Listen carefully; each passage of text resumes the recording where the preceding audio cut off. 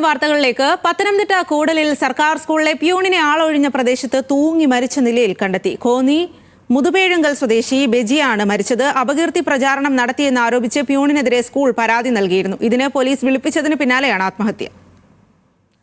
ശ്രീരാജ് ബാബുവാണ് വിവരങ്ങളുമായി ചേരുന്നത്. ശ്രീരാജ്, എന്താണ് സംഭവം? സ്വാതി, ബെജി നേരത്തെ മറ്റൊരു സ്കൂളിലായിരുന്നു പിയൂണായി ജോലി ചെയ്തിരുന്നത്. ഇപ്പോഴാണ് സ്ഥലം മാറ്റം കിട്ടി കൂടൽ സർക്കാർ സ്കൂളിലേക്ക് എത്തിയത്. തൊട്ടു മുൻപ് ജോലി ചെയ്തിരുന്ന സ്കൂളിലെ പ്രധാന അധ്യാപികയാണ് ഇത്തരത്തിൽ ബെജിക്കെതിരെ ഒരു അപകീർത്തി പരാതി നൽകിയത്. കോന്നി പോലീസ് അതിൽ ഒരു തവണ ബെജിയെ വിളിച്ച് കാര്യങ്ങൾ സംസാരിക്കുകയും ചോദിച്ചറിയുകയും ചെയ്തു. രണ്ടാമതും വീണ്ടും സ്റ്റേഷനിലേക്ക് വിളിച്ചിരുന്നു. സ്റ്റേഷനിൽ എത്തുന്നതിന് തൊട്ട് മുൻപാണ് ഇത്തരത്തിൽ ബെജിയെ കാണാതെയാകുന്നത്. തുടർന്ന് പിന്നീട് അനന്തരവൻ ജിഷ്ണു പോലീസിൽ പരാതി നൽകി കഴിഞ്ഞ വ്യാഴാഴ്ച.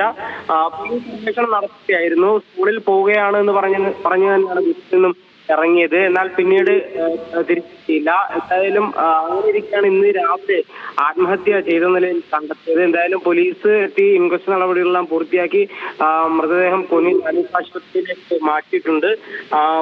ഈ കുടുംബം ഉൾപ്പെടെ പറയുന്നത് ഇത്തരത്തിൽ ബെജിക്കെതിരെ ഉണ്ടായ പരാതിയും അതിനെ തുടർന്നുണ്ടായ നടപടികളുമാണ് അതിൽ തുടർന്നുണ്ടായ നടപടികളാണ് ആത്മഹത്യയിലേക്ക് നയിച്ചതെന്നാണ് പറയുന്നത്.